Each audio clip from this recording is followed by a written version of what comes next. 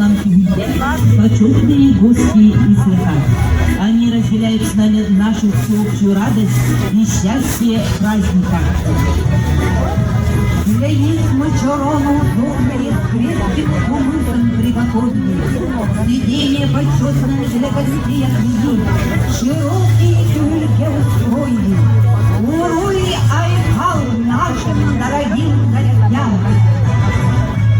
Дорогие гости нашего священного праздника, всех просим пройти на приготовленные почетные омпо. Всех участников и гостей и цеха еще раз поздравляем с долгожданным праздником УГ. УГ – замечательный символ обновления природы, благоденствия и благополучия.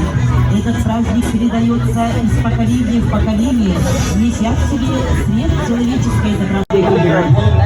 Первый заместитель